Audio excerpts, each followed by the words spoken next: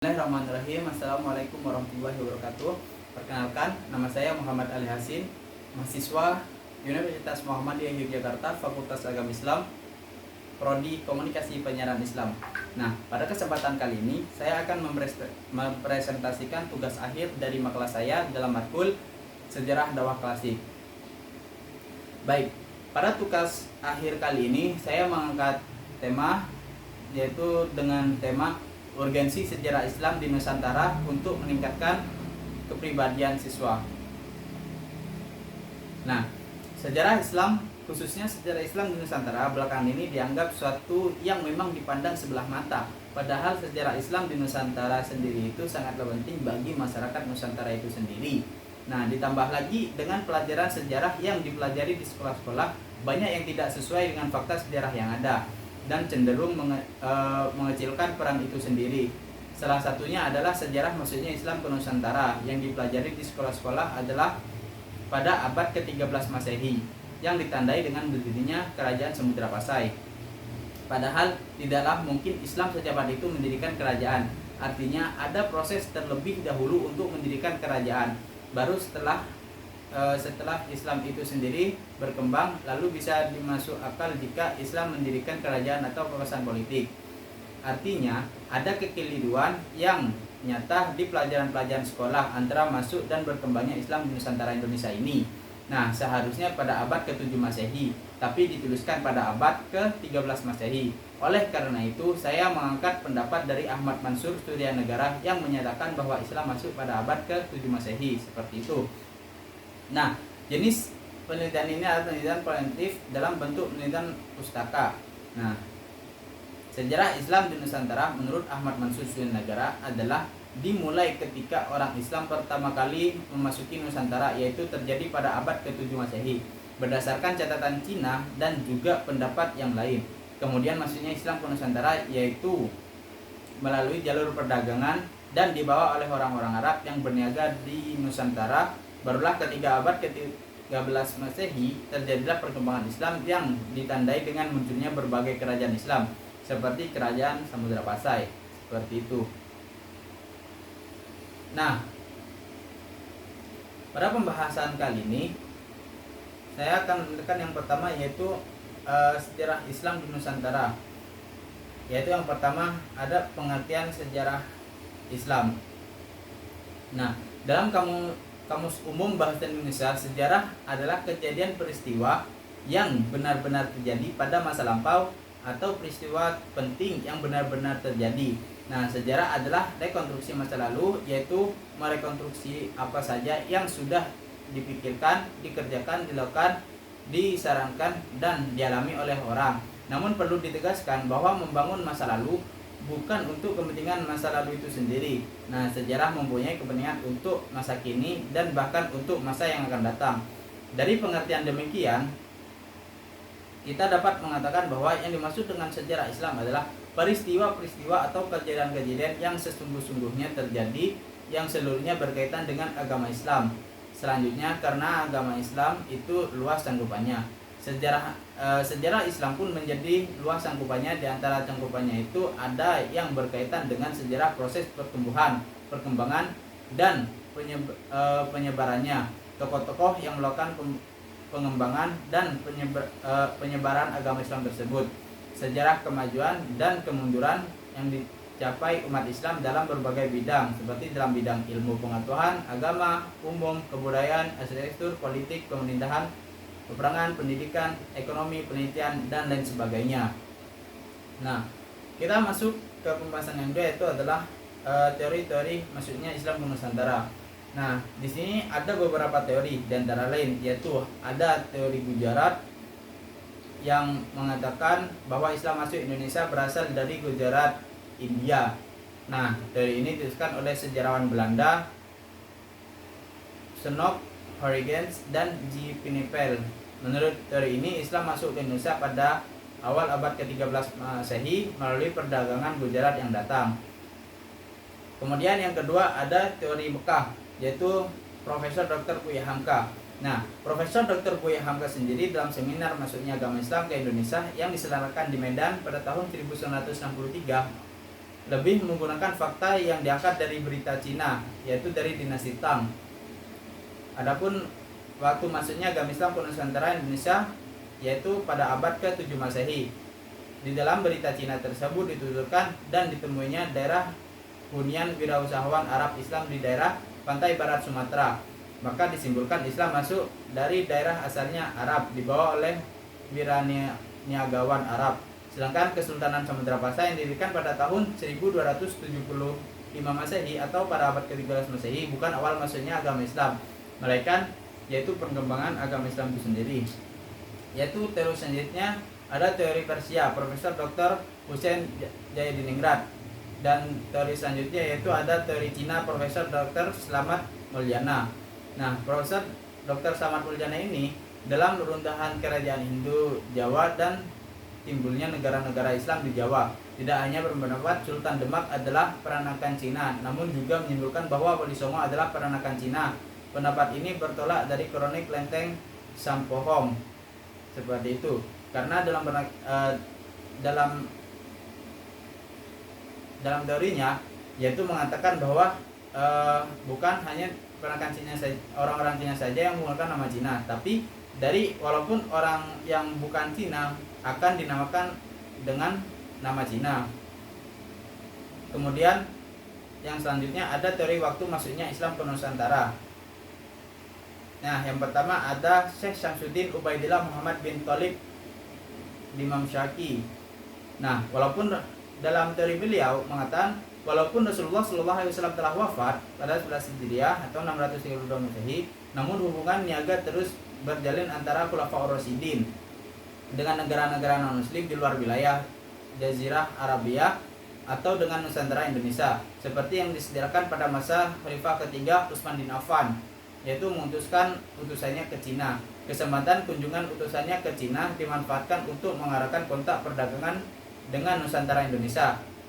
Keterangan sejarahnya terdapat dalam buku Nukhbat Ad-Dar, dituliskan oleh Syekh Syamsuddin Ubaidillah Muhammad bin Thalib Dimasyaki, terkenal dengan nama Syekh Arabwah, menjelaskan bahwa wirausahawan muslim memiliki kepulauan ini, yaitu Indonesia, terjadi pada masa Utsman bin Affan pada tahun 24 sampai 36 Hijriah atau 644 sampai 655 Masehi. Selanjutnya dijelaskan bahwa Khalifah Islam menurut sejarah Cina telah mengirimkan 32 utusan ke Cina. Apabila masa Khulafaur Rasyidin berlangsung selama 29 tahun, maka tidaklah mungkin hubungan dagangan 32 utusan tersebut hanya berlangsung pada masa Khalifah ketiga semata. Dapat dipastikan kegiatan tersebut berlangsung pada masa Khulafaur Rasyidin dengan pusat pemerintahannya yaitu Abu Bakar As-Siddiq pada tahun 11 Hijriah sampai 13 Hijriah atau 632 sampai 634 Masehi, yaitu di Madinah.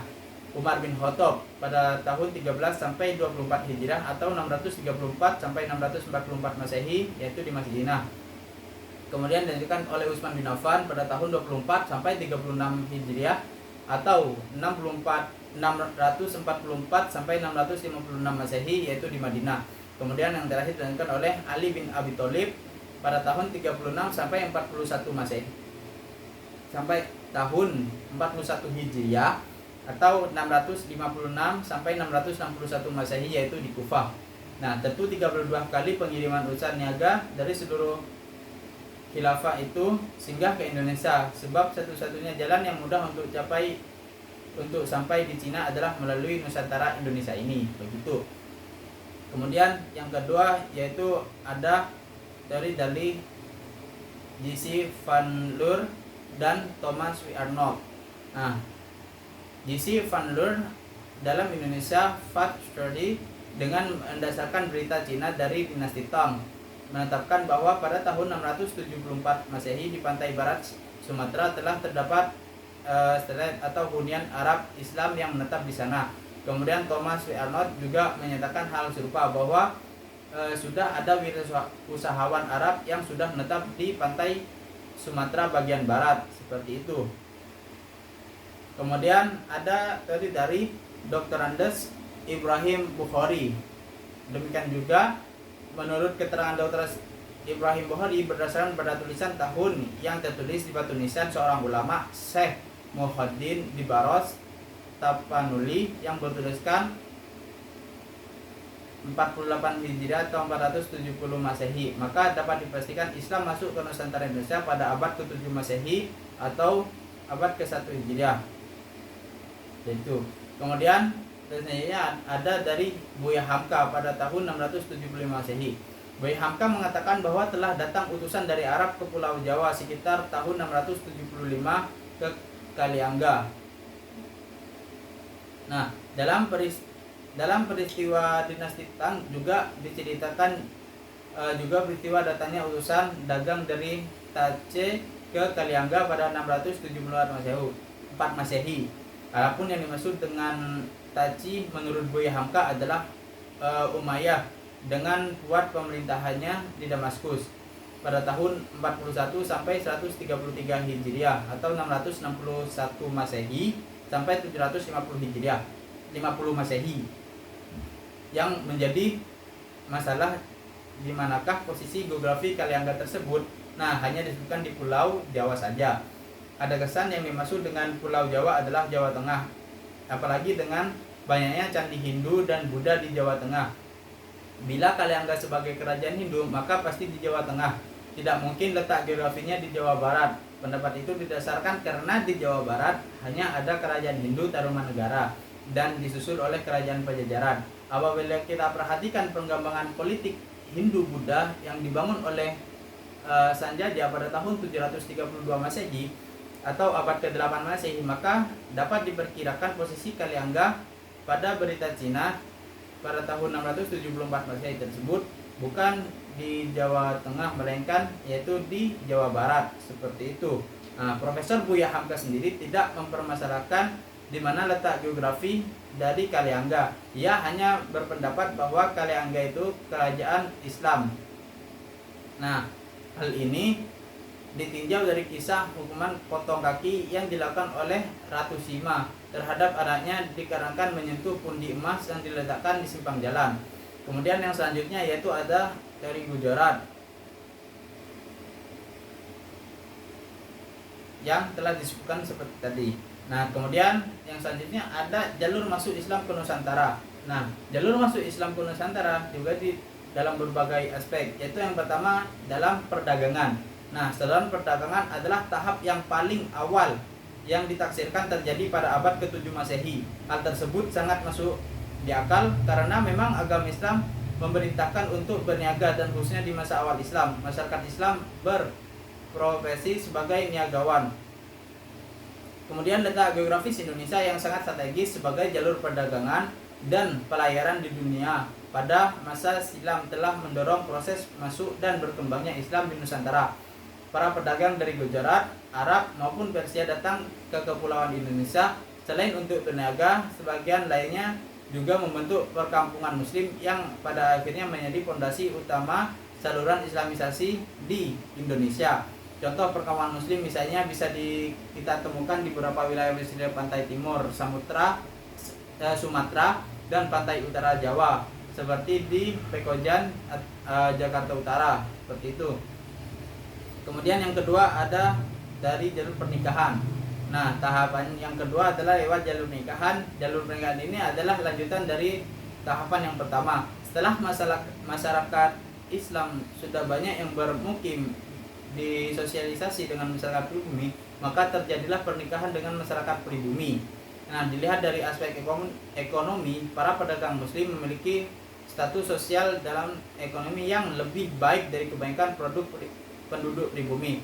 Hal ini menyebabkan banyak penduduk pribumi, terutama para wanita yang tertarik dan mau menjadi istri para saudagar muslim. Hanya saja ada ketentuan hukum Islam bahwa para wanita yang akan dinikahi harus masuk Islam terlebih dahulu, seperti itu.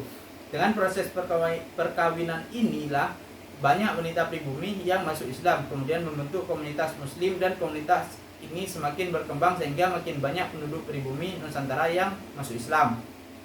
Nah, jalur perkawinan ini lebih menguntungkan apabila pernikahan yang terjadi antara saudagar muslim dengan anak bangsawan atau raja atau adipati, karena mereka memiliki posisi penting di dalam masyarakat sehingga mempercepat proses islamisasi. Contohnya perkawinan antara Raden Rahmat dan Sunan Ngampel dengan Nyai Manila. Kemudian yang selanjutnya ada yaitu dengan proses pendidikan. Nah, proses islamisasi Indonesia juga dilakukan melalui media pendidikan. Banyak para ulama yang mendirikan lembaga pendidikan Islam yaitu berupa pesantren. Nah, melalui pesantren inilah banyak penduduk pribumi yang masuk Islam selepas menguasai ilmu keislaman, seperti itu. Kemudian mereka kembali ke kampung halamannya masing-masing dan mengajarkan Islam di sana. Cara ini sangat bagus dan sangat membantu membuat penyebaran Islam di Indonesia semakin cepat. Kemudian ada dengan jalur proses tasawuf. Jalur ini yang tidak kalah pentingnya dalam proses islamisasi Indonesia adalah tasawuf. Salah satu sifat khas dari ajaran ini adalah mengakomodasi terhadap budaya lokal, sehingga menyebabkan banyak masyarakat Indonesia yang tertarik menerima ajaran tersebut. Dengan tasawuf, bentuk Islam yang diajarkan kepada para penduduk pribumi mempunyai persamaan dengan alam pikiran mereka yang sebelumnya beragama Hindu, sehingga ajaran Islam dapat dengan mudah diterima oleh mereka. Beberapa contoh sufi yang mengajarkan tasawuf ini adalah Syekh Lemah Abang, Hamzah Fansuri di Aceh, dan Sunan Panggung di Jawa. Kemudian ada yang jalur budaya. Nah, saluran islamisasi melalui kesenian yang paling terkenal adalah wayang. Proses islamisasi melalui kesenian ini dilakukan salah satunya adalah oleh Sunan Kalijaga. Sebagian besar bercerita yang diangkat dalam pewayangannya adalah diambil dari cerita Ramayana dan Mahabharata. Sunan Kalijaga tidak pernah meminta upah kepada para penonton. Sunan Kalijaga hanya minta para penonton mengikutinya mengucapkan 2 kalimat syahadat. Selain wayang, media yang dipergunakan dalam penyebaran Islam di Indonesia adalah seni bangunan, seni bahat, seni tari, seni musik, dan seni sastra. Kemudian ada jalur politik. Nah, di daerah Maluku dan Sulawesi Selatan, kebanyakan rakyat masuk Islam setelah rajanya masuk Islam terlebih dahulu. Nah, pengaruh politik raja sangat membantu tersebarnya Islam di wilayah ini.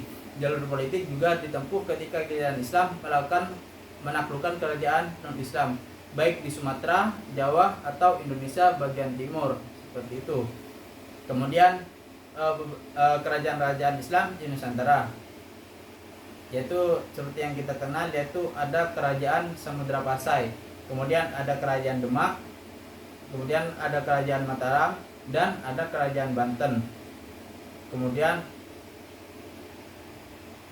kita masuk ke urgensinya sejarah Islam di Nusantara, yang seperti Profesor Ahmad dalam pendidikan agama Islam. Nah, mempelajari bukan hanya berbicara masalah waktu lampau saja, akan tetapi di dalam sejarah itu ada peristiwa-peristiwa yang bisa dijadikan pelajaran atau bahkan dijadikan sebagai inspirasi bagi kehidupan sekarang, termasuk dengan mempelajari sejarah Islam Nusantara lebih dalam lagi. Nah, sejarah Islam di sekolah-sekolah sampai saat ini menurut hemat penulis masih banyak sekali yang malah mengecilkan itu sendiri. Salah satunya tentang masa masuknya agama Islam ke Nusantara yang saya angkat dalam karya ilmiah ini, yang sesungguhnya masuk pada abad ke-7 Masehi, tetapi dituliskan jauh setelah itu, yakni pada abad ke-13 Masehi, yang notabene teori yang muncul oleh seorang orientalis, sehingga muncul respon dari sejarawan muslim seperti Buya Hamka, dan yang menulis angka di sini adalah Profesor Mansur Surya Negara, yang mengatakan sebaliknya bahwa Islam masuk ke dalam abad 7 Masehi. Dengan adanya pemikiran dari dua tokoh itu akan lebih menambah bendahara pengetahuan, atau bahkan menurut saya pemahaman seperti itu sangat urgensi sekali, sehingga dengan pemikiran seperti ini dapat menyebabkan umat Islam lebih bangga dengan Islamnya. Karena sejatinya mempelajari sejarah itu sangatlah penting, terlebih sejarah Islam yang ada di Nusantara. Mungkin hanya ini saja yang bisa saya sampaikan. Kurang lebihnya saya mohon maaf. Wabillahi taufiq wal hidayah. Assalamualaikum warahmatullahi wabarakatuh.